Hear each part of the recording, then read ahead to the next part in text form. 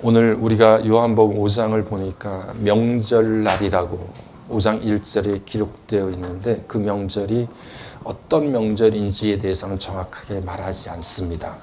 그런데 그 명절날, 좋은 날, 사람들이 기뻐하고 즐거워하는 날 예수님께서 찾아가신 곳이 있는데 그곳이 바로 많은 환자들이 모여있는 베데스다라고 하는 연못이었습니다. 모두가 즐거워하고 축제가 열리고 있는 그 순간에 예수님께서는 신음하고 고통스러워하고 아파하고 힘들어하는 사람들로 가득 차 있는 베데스다 연못을 찾아가셨던 거죠. 사람들은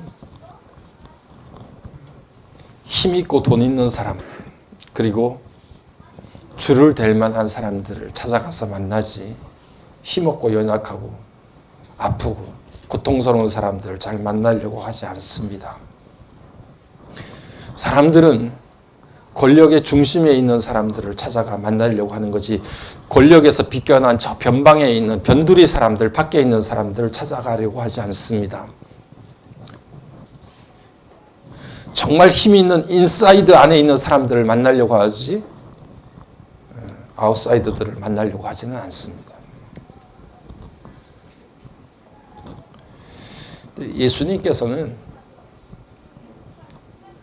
저 변방에 밀려난 사람들, 정말 도움이 필요하고 정말 곁에 있어 주어야 될 사람들을 찾아다니셨어요. 그 명절 사람들이 북적대고 사람들이 웃고 즐거워하는 그 순간에도 어딘가 외로움에 떨고 있는 사람을 예수님께서 찾아가 주셨어요.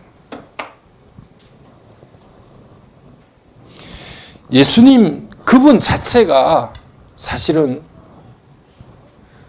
태어나시고 생활하셨던 곳이 변방 나사렛이었습니다.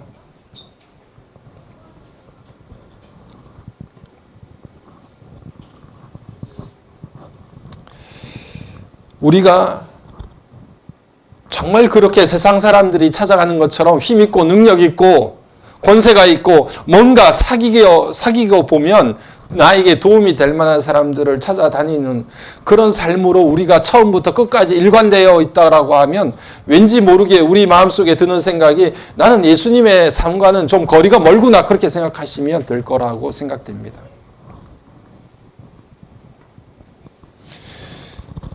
하나님의 공동체라고 하는 교회마저도 인싸들로 가득 차 있고 아싸들에게 관심이 없다고 하면 그 교회 공동체도 예수의 상과는 좀 멀리 떨어져 있구나, 그렇게 생각할 수밖에 없는 거죠.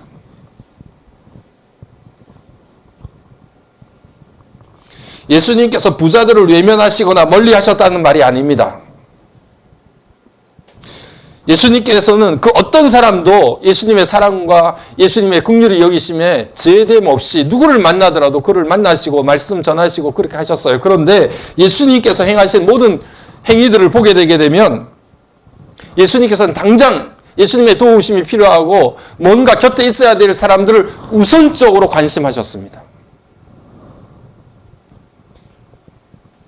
교회가 국회의원들, 법조인들, 사학가들로만 가득 찬 것은 사실은 예수님께서 원하시는 교회와 멀리 떨어져 있는 거죠.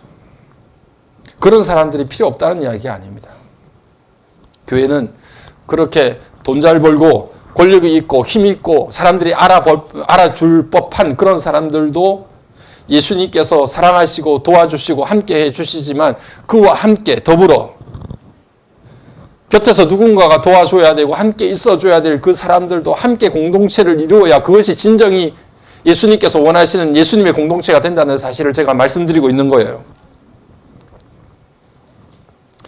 미션 서클로 유명한 거창고등학교, 그 거창고등학교를 사실 실제로 세우시고 만드신 분이 전영창 선생님이라고 하는 분인데, 이분이 해방이 끝나고 우리나라에서는 최초로 유학길에 오르셔서 유학 비자를 받으셨어요. 그래서 미국의 웨스트민스터 신학교를 다니시고 그리고 웨스턴 신학교에서 박사 공부를 해서 박사 학위를 딱 10일 앞두고 있는 거예요. 10일만 있으면 이제 학위 수여를 하게 돼요. 그런데 이 전영창이라고 하는 분이 박사학위 10일을 앞두고 우리나라에서 6.25 전쟁이 터집니다. 그래서 전쟁이 터지자 이 전영창이라고 하는 이 선생님이 학장을 찾아가요. 웨스턴 신학교의 학장을 찾아가서 저는 전쟁이 터져서 제 조국이 지금 불바다가 되어 있으니 조국으로 돌아가야 되겠습니다. 조국이 없는 박사학위가 도대체 무슨 의미가 있습니까? 31살의 청년이 그렇게 학장에게 이야기를 해요. 그랬더니 당시에 뮬러 학장이 한사코 이 청년을 말리면서 학생 10일만 지나면 학위를 받게 되는데 그 10일을 못 참고 어떻게 조국으로 돌아가려고 하느냐. 제발 그러지 말아라. 이렇게 만류를 하고 설득을 했지만 전영창은 끝내 자기의 의지를 굽히지 않고 나는 전쟁이 일어나고 있는 전쟁으로 불바다가 된 조국으로 돌아가야 되겠다 이렇게 생각을 하고 그것을 굽히지 않으니까 웨스턴 신학교에서 최초로 학위를 10일 앞당겨서 전영창에게 미리 박사 학위를 10일 전에 줬어요. 그런 유례가 없는데 이 청년의 의지가 너무 굳게 세워져 있다 보니 학교에서 그런 배려를 해서 10일 당겨 박사 학위를 받고 당시 밀려 부산으로 그렇게 피난길을 떠났던 그 당시의 상황 속에서 부산으로 입국을 하게 됩니다.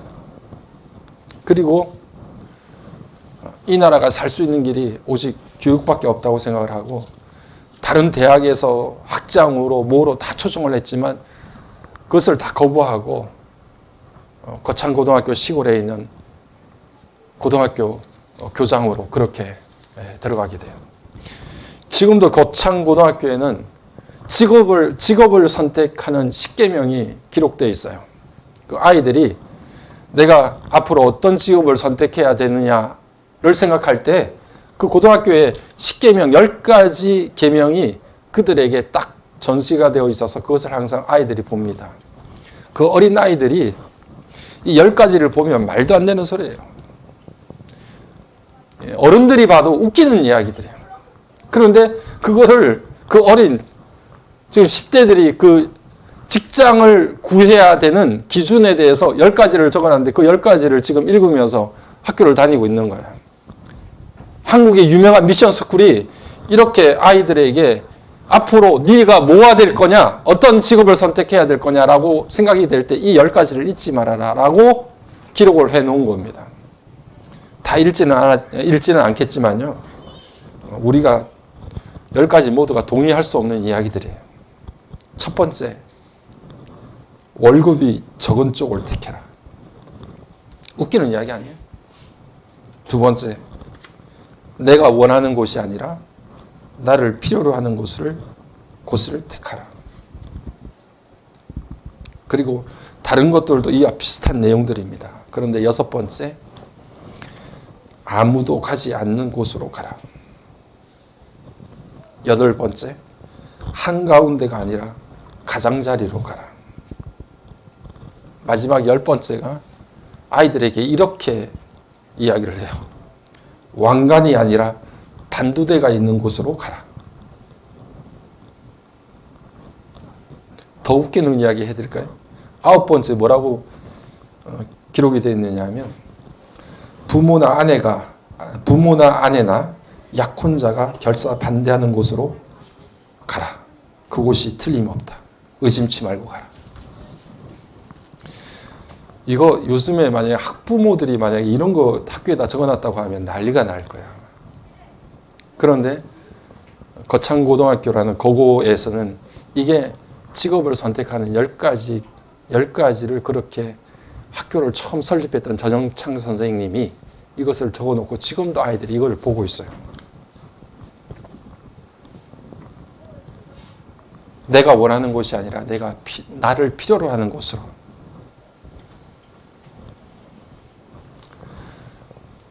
우리가 그렇게 살 수는 없지만 제가 생각하기는 이 10가지가 예수의 삶에는 가깝다고 생각합니다. 저희들이 원하고 바라는 삶보다. 내가 그렇게 살 수 없고 내가 그렇게 선택할 수 없지만 적어도 우리가 성경을 읽어보고 성경에 예수님께서 나타나는 모습을 보게 되면 적어도 예수님의 삶이 이런 삶과 더 가깝다고 인정할 수밖에 없다는 거죠. 오늘 우리가 읽었던 본문 3절과 4절 말씀을 보면 사람들에게 전설처럼 들려지는 이야기들이 있었어요. 그것은 베데스다 연못에서 일어나는 일들인데 드물게 어느 순간인가 베데스다 연못이 혼자 이렇게 물이 움직이는 시간이 되는데 물이 가만히 있던 연못이 물이 움직이기 시작하면 그 어떤 질병이라도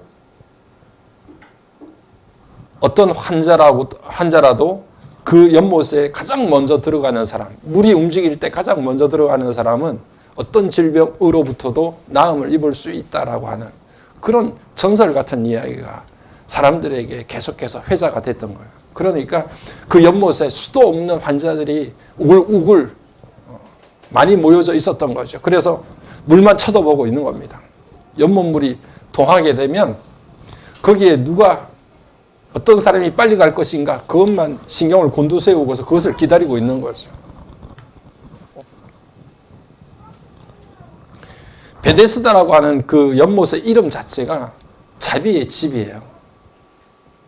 베들레헴이라고 할 땐 벳이라고 하는 것은 집이거든요. 베들레헴은 떡집입니다. 베데스다는 자비의 집이에요. 그런데 사실 물이 동하기 시작하면, 물이 움직이기 시작하면 그 자비의 집은 아수라장이 되는 거죠.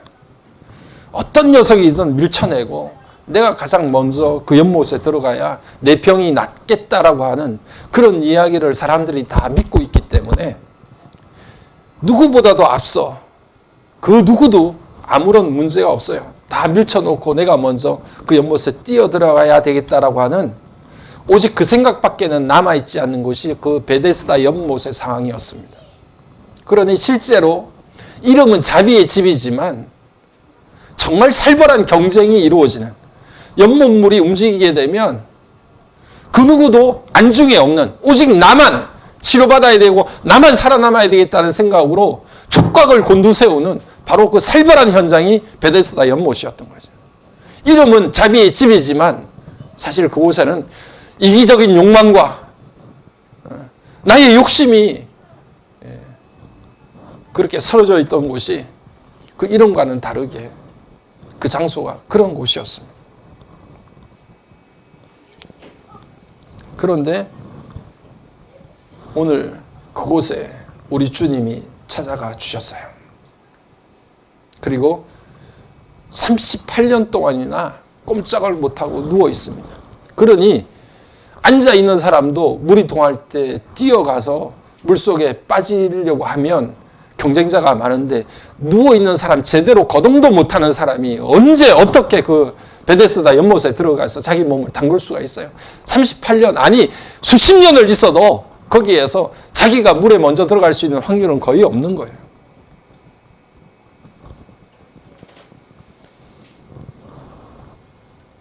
그런데 그곳에 주님이 찾아와 주셨고 주님이 그 38회 동안에 누워서 꼼짝 못하는 그 환자를 만나 주셨어요.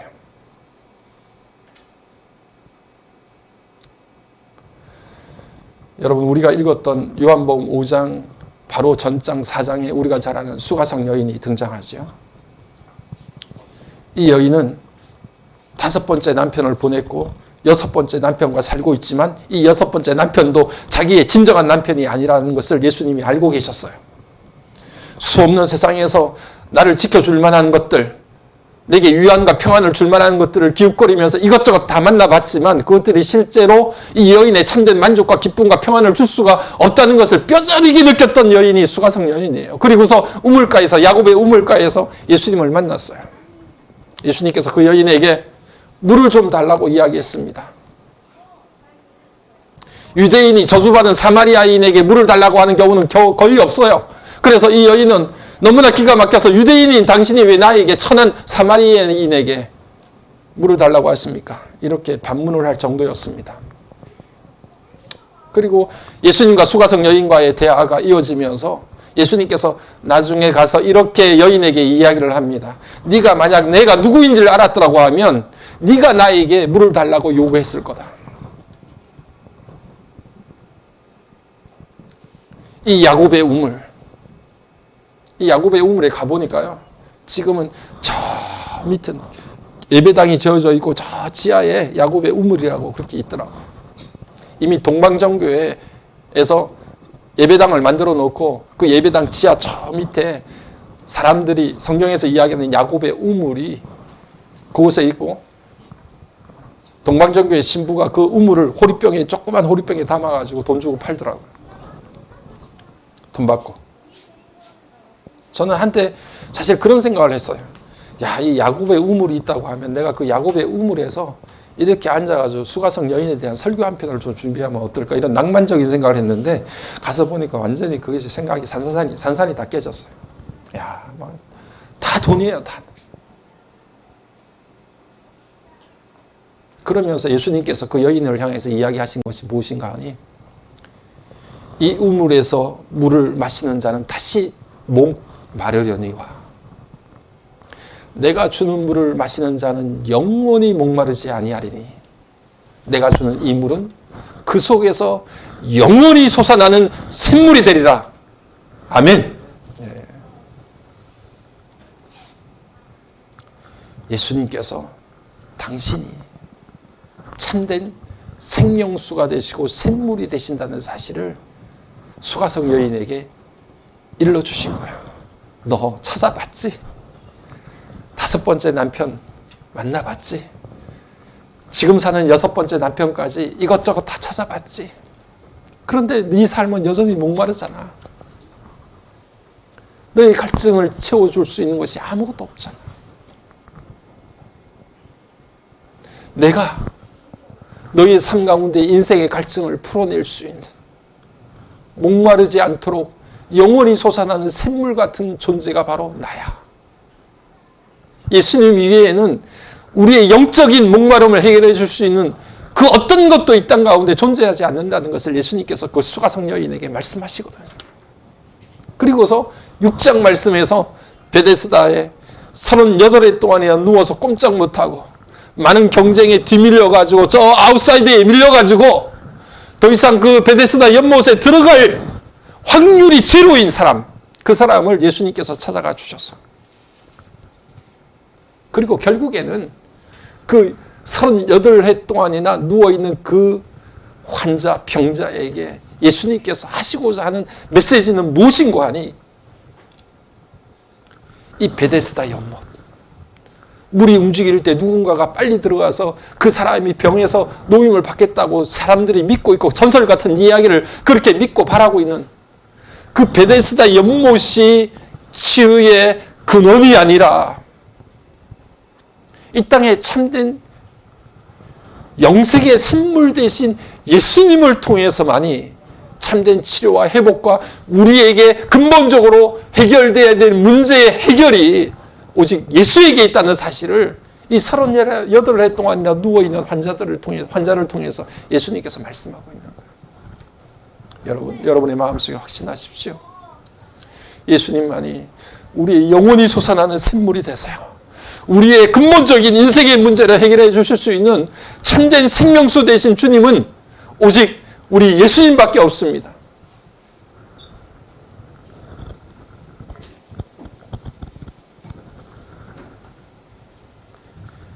여러분, 우리가 생각하고 믿고 있는, 우리가 그렇게 붙들고 있는 전설 같은, 신화 같은 이야기가 깨져야 돼요. 야, 어디 가니까 뭐라 하더라. 누가 용하다 하더라. 어떤 곳이 영음하더라고 하더라. 이런 전설 같은, 신화 같은 게 우리 안에서 깨지도록 그것들을 내려놓아야 돼요. 베데스다라고 하는 그 연못이 영험한 게 아니에요, 여러분. 참된 샘물 대신 예수 만나야 됩니다. 주님에게 치료함이 있고, 주님에게 치유함이 있고, 주님에게 내 갈증과 목마름이 해결되는 인생의 근본적인 문제가 해결되는 것, 유일한 길은 예수밖에 없습니다, 여러분. 우리의 몸이 베데스다에 가 있어도 받는 것은 상처와 얼룩진 인생의 목마름과 갈급함밖에는 남아있는 게 없어요. 그곳에 가면 내 문제가 해결될까? 거기서 누구를 만나면 내 마음이 좀 시원할까? 여러분, 그렇게 해서 문제 해결하셨습니까? 베데스다 연못에 찾아오신 예수님 만나지 않고서는 38해 동안에 그렇게 묵은 이 문제가, 내 안에 있는 고질병으로 남아있는 이 문제가 해결되지 않았단 말이에요. 나를 괴롭히는 이 고질적인 문제가 해결되는 것은, 여러분, 그곳에서 참된 인생의 주인 되시고 우리 삶의 생명수가 되신 샘물 되신 예수님 만나는 역사가 저와 여러분의 삶 가운데 이루어지기를 간절히 소망합니다.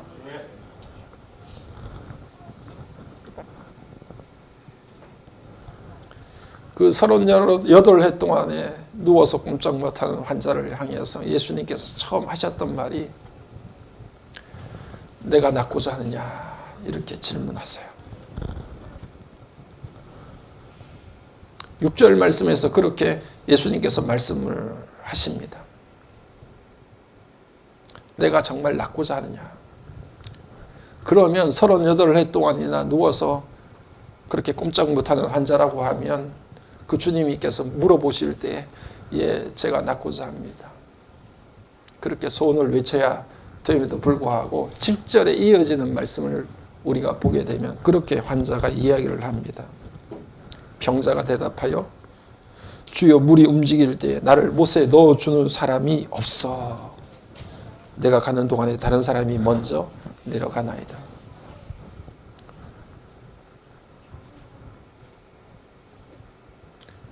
중심적인 말을 보게 되면 7절에서 이 38해 동안에 누워있는 이 환자가 이야기하는 중심어는 뭐냐면, 내게 사람이 없다는 거예요.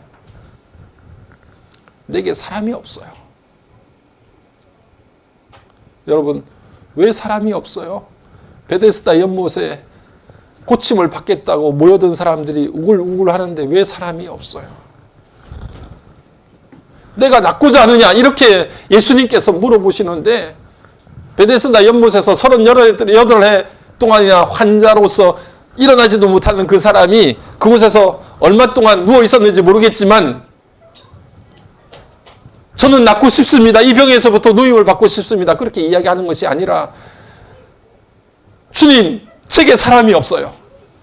물이 동하게 되면 나를 그 못에 넣어줄 사람이 없어서 내가 가기 전에 다른 사람들이 먼저 그 물 속에 들어갑니다. 이렇게 이야기하는 거죠. 그러니까 베데스다 연못에서 있었던 그 환자의 마음속에는 다른 어떤 것보다도 경쟁에서 뒤처진 상처와 아픔과 얼룩진 마음이 있는 거예요. 아무도 나를 거들떠보지 않아. 나를 발로 밟고 지나가고 나를 밀쳐내고 자기가 먼저 그 그 연못에 들어가겠다고 누워있는 자기에는 안중에도 없는 거예요. 누구 하나 돌볼 사람이 없어.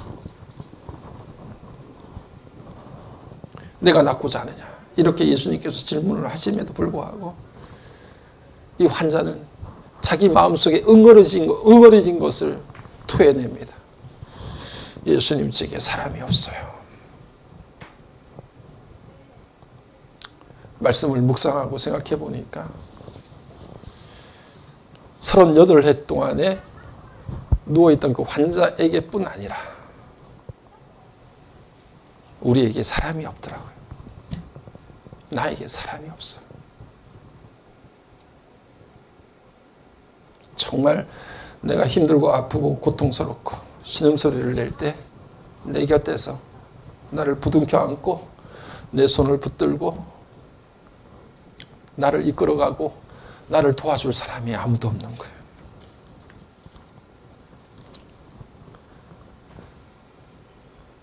사람이 없다는 것은 나를 그렇게 도와줄 그 한 사람이 없다는 이야기예요. 그래서 영어 성경에도 그냥 I have no one이라고 그냥 기록되어 있어요. 그 단 한 사람. 그 사람이 내 곁에 없어요. 눈에 보이는 사람들 수없이 질비한데 집에 가도 사람이 있고 직장에 가도 사람이 있고 어딜 가도 사람들로 가득 차 있는데 그 가운데 나를 끌어안고 내 손을 잡아줄 사람, 나도 모르게 새어나오는 내 신음소리를 들어줄 수 있는 사람이 아무도 없는 거예요. 내가 낫고자 하느냐라는 질문 앞에 이 사람은 그렇게 힘들고 아프고 상처받은 마음을 예수님께 쏟아내는 겁니다. 예수님, 제게 사람이 없어요.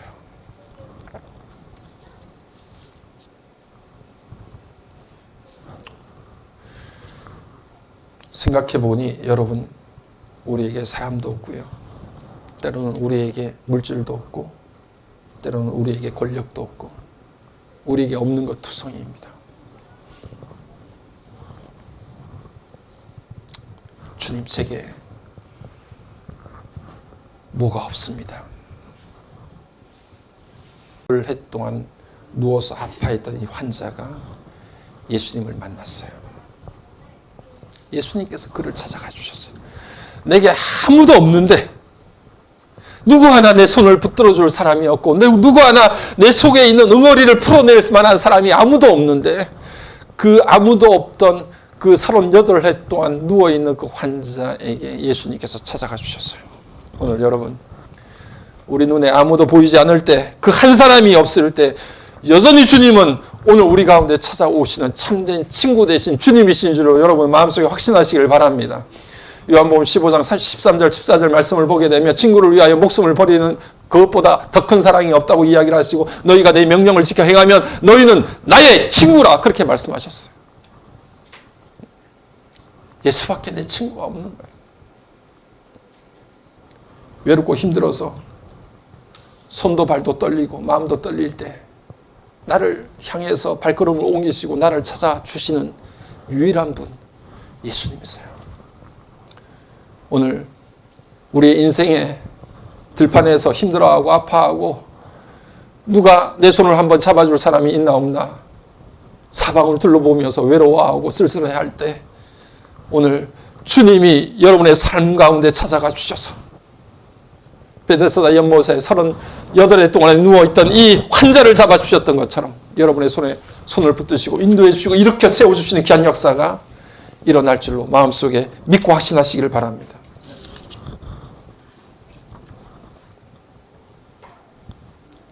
우리가 보았던 6절의 말씀을 이렇게 처음부터 보게 되면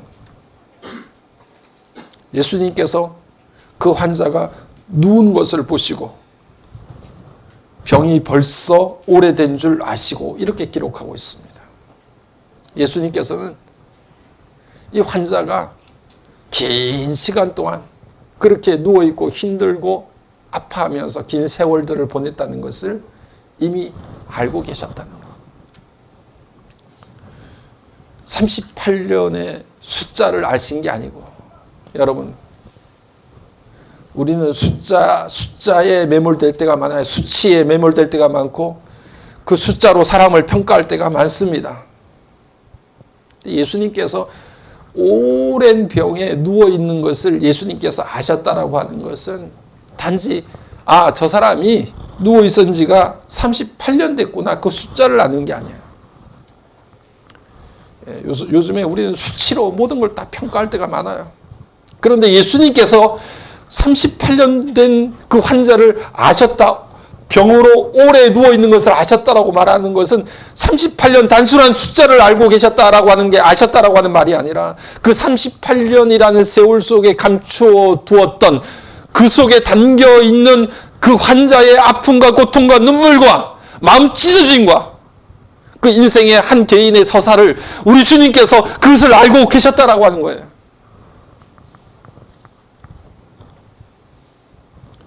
오늘 우리 주님은 우리가 무엇 때문에 그렇게 힘들어 하고 있는지, 오랜 세월, 오랜 시간 동안 무엇 때문에 그렇게 가슴치며 고통스러워하는지,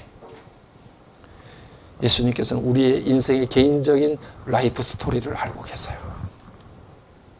예수님께서 나를 향해서 내가 너를 안다라고 말씀하실 때에는 너 개인의 인생의 서사를 내가 처음부터 끝까지 다 알고 있다. 그냥 대충 살펴보는 것이 아니라, 그래 저 사람 오래됐어, 누워있은 지 오래됐어, 38년이나 됐어, 그 숫자를 알고 계시다는 것이 아니라 그 숫자 뒤에 감추어진 내 마음의 슬픔과 아픔과 눈물을 우리 주님께서 알고 계신다는 거예요.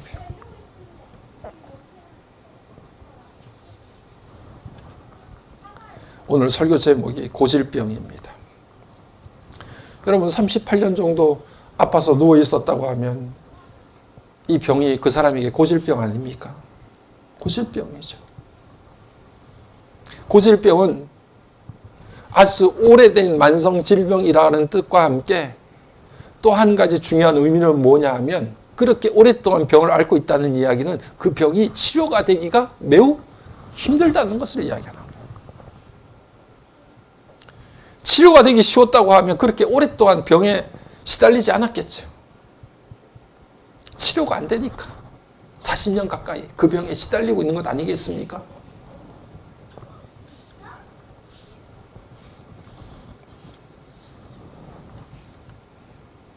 그런 환자를 향해서 예수님께서는 일어나 내 자리를 들고 걸어가라고 이야기합니다.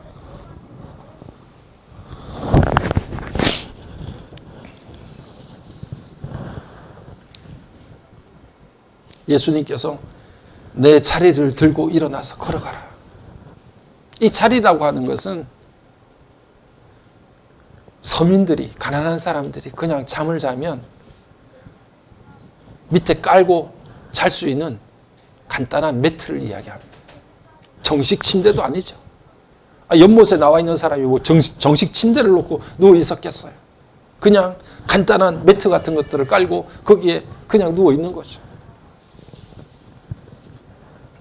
예수님께서는 그가 그 누운 자리에 그 오랜 세월 동안 그가 아파하고 힘들어했던 모든 시간들이 베어져 있는 그 매트를 들고 일어나 걸어가라고 해요.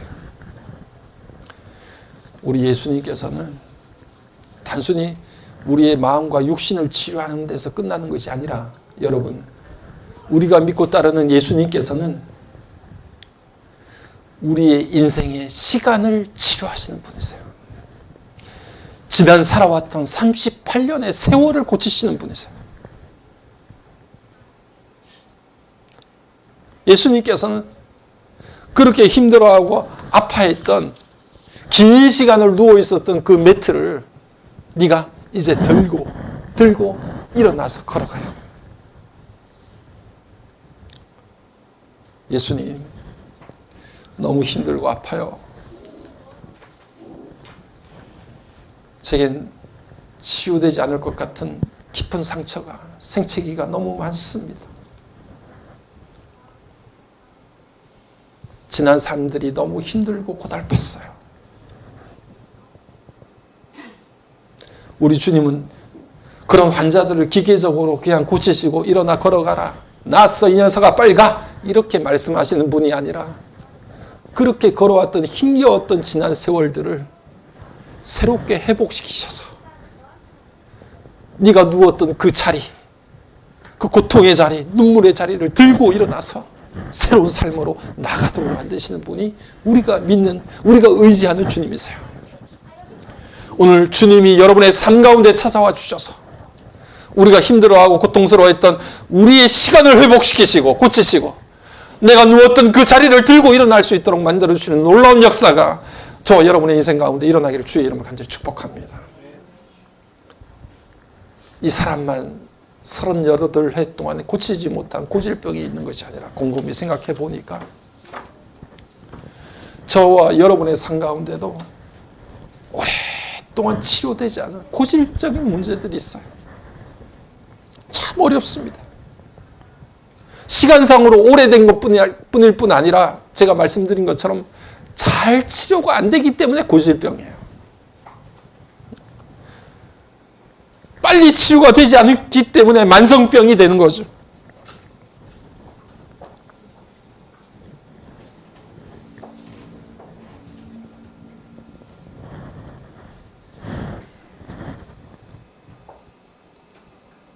그것이 무엇이든지 간에 우리의 기질이든 아니면 우리의 성품이든 아니면 내가 가지고 있는 약점이든 어떤 문제든 몸의 연약함 뿐만 아니라 우리의 영적인 연약함, 약점들이 언제나 나의 발목을 붙잡고 나를 한순간에 붕괴시키고 무너뜨리는 것들이 우리 안에 그것을 치유하고 고쳐 새롭게 회복되기를 간절히 원하지만 그것이 잘 안 되는 경우가 너무나 많잖아요.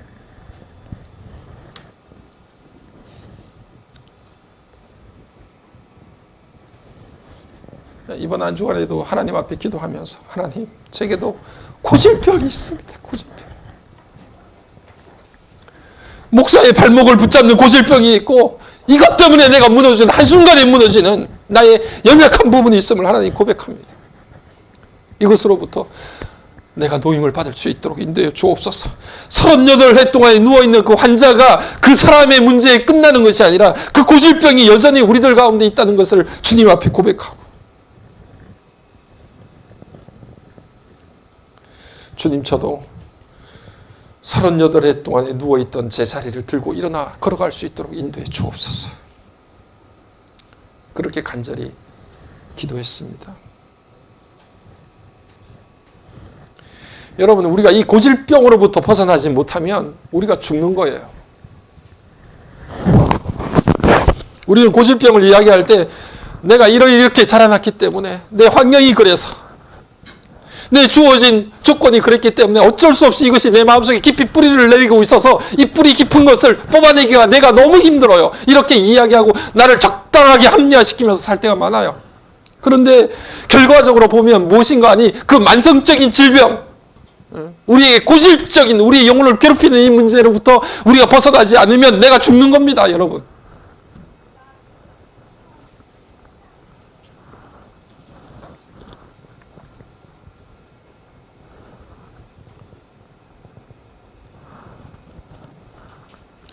내일 내가 꿈꾸는 모습이 있는데 내일 내가 꿈꾸는 모습은 오늘의 모습과 똑같아요.